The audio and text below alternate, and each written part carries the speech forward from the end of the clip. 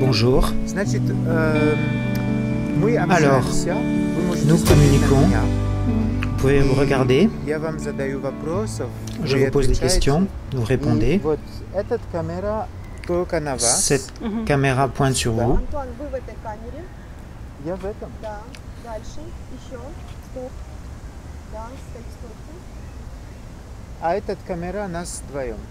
Et cette caméra nous filme tous les deux. D'accord? Alors, peut-être la première question en anglais. Pouvez-vous vous présenter? Dites votre nom, votre âge, d'où vous venez. Mon nom est Larissa. J'ai 35 ans. Je vis avec ma fille. Ma fille s'appelle Angelica. Elle est 3 ans.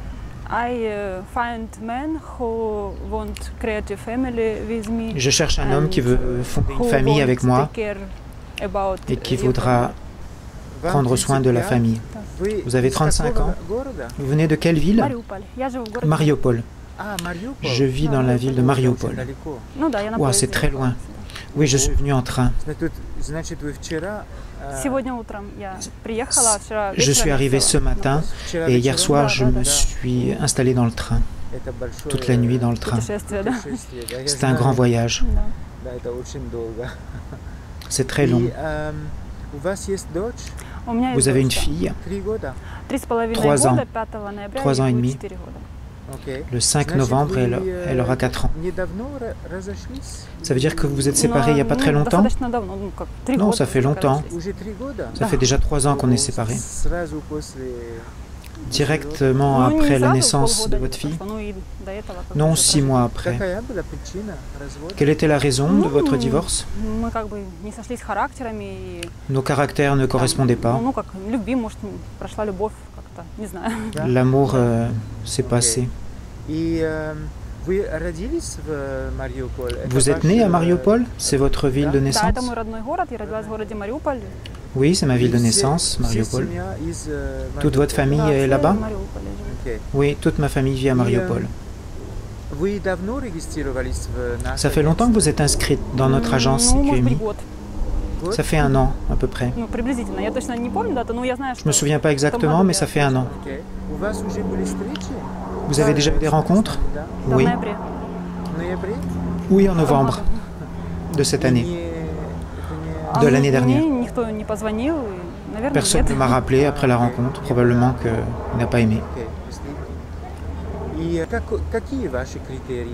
Quels sont vos critères concernant un homme? Je veux un homme qui veut la même chose que moi, qui veut construire une famille, avoir des enfants. Je voudrais avoir encore des enfants. Qu'il me porte de l'attention, qu'il soit gentil. Que je puisse me conseiller avec lui, qu'on ait aussi des relations amicales, qu'il y ait une compréhension mutuelle entre nous deux, et de l'amour, bien sûr. Vous voulez encore des enfants? Oui, bien sûr, pourquoi pas. Et si lui a des enfants, rien de grave, ce sera bien, on aura une grande famille. Et vous êtes prête à aller dans un autre pays? Oui, oui, je suis prête. Si cet homme veut m'inviter, on pourra régler cette question ensemble et je pourrai retirer. Vous y avez déjà pensé, les difficultés concernant l'immigration? Oui, il peut y avoir des difficultés, mais s'il y a le désir des deux côtés, je pense qu'on est capable de dépasser les problèmes. Quelle est votre profession? J'ai eu un diplôme universitaire. Je m'occupais des douanes, je travaillais dans les douanes. Ensuite, je travaillais dans une usine, dans le transport, les modes de transport. On vendait, on achetait des voitures, des assurances, on fournissait des assurances pour le transport. Donc vous avez un diplôme au niveau des douanes et ensuite vous avez travaillé dans une usine comme Oui, comme ingénieur de transport. Et en ce moment aussi? Oui, mais en ce moment, je suis en congé de maternité.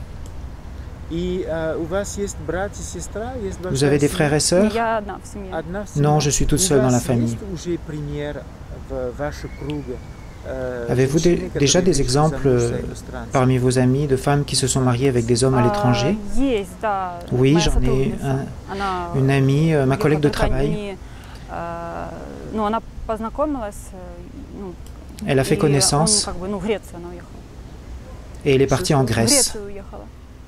En Grèce.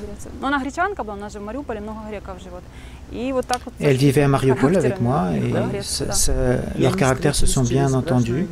Ils se sont rencontrés par une agence matrimoniale? Oui, oui. À Kiev ou à Mariupol? Au départ à Kiev et ensuite il est allé la voir à Mariupol.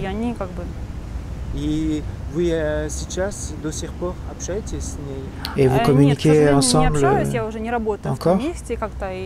Non, parce que je ne travaille plus là-bas, donc on a perdu contact, mais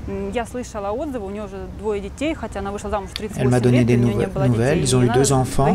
Elle s'est mariée à 38 ans, elle n'avait pas d'enfants et ils ont eu 2 enfants. Donc vous avez un bon exemple de réussite. Oui, ils se sont mariés même à Mariupol et j'étais invité au mariage. C'est chouette. Elle a quel âge? Quand elle l'a rencontré, elle avait 38 ans. Maintenant, elle a 44, je crois. Oui, tout peut se produire. Il y a beaucoup d'exemples positifs.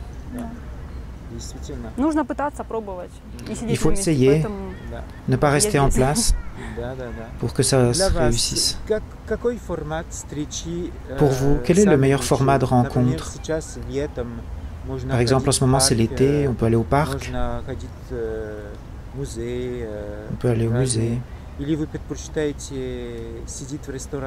Ou préférez rester au restaurant pour connaître l'homme? Quel est le meilleur format? C'est mieux l'été, bien sûr. C'est bien d'aller à la mer ou alors au bord d'une rivière, dans la nature, j'aime beaucoup. En hiver, c'est mieux d'aller au restaurant parce qu'il fait froid, surtout ici en Ukraine. L'été, aller à la mer, ou... j'aime beaucoup les endroits romantiques. Pour vous, il y a des différences entre les hommes à l'étranger et les hommes ici en Ukraine? Je ne pense pas, ça dépend de l'homme. Ça ne dépend pas de la nationalité ni de l'âge. Si tu sens bien un homme, tout de suite, c'est bien. Si tu ne le sens pas, ça ne se passera pas bien. Vous avez déjà communiqué avec des hommes? Avec des lettres, le Skype. Oui, par Skype. Vous pensez que c'est utile de communiquer avant la rencontre? Oui, bien sûr, il faut apprendre à se connaître. Mais bien sûr, je préfère la vraie rencontre, c'est bien plus important parce qu'on peut s'écrire pendant des années, alors que la rencontre en vrai, c'est complètement différent. Tu sens réellement l'homme. Alors que dans une discussion par lettre, quand on le regarde dans les yeux, quand on le sent, la façon dont il parle... Vous avez préparé des rencontres, des questions pour une rencontre? Non, je pense que tout va se passer naturellement. On va trouver de quoi parler, je crois. Tout est clair pour vous? Oui, il y a des choses quoi s'intéresser. Lui, il aura des questions pour moi, moi j'aurai des questions pour lui. Et comment vous sentez un homme? Vous le sentez tout de suite ou si c'est votre homme ou ça prend du temps pour le connaître? Vous savez, il y a des différentes situations qui se produisent. Des fois, il y a le coup de foudre. Parfois, l'homme te plaît pour d'autres raisons. Si jamais il s'occupe bien de toi, tu as envie de le rencontrer, de passer du temps. S'il ne s'intéresse pas à toi, et alors là, je ne vois pas le sens de continuer à communiquer. Ça dépend de la situation. Et ça dépend de l'homme et de la situation. Il faut connaître ses goûts.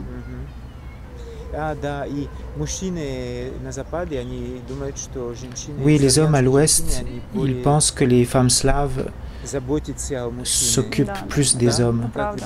Oui, c'est vrai. Bien sûr que c'est vrai. Parce que nous avons l'habitude de nous occuper d'un homme et aussi des enfants. Pour nous, en première position, c'est la famille, les enfants, le mari, bien sûr. On aime faire la cuisine, on aime faire du bien et faire plaisir.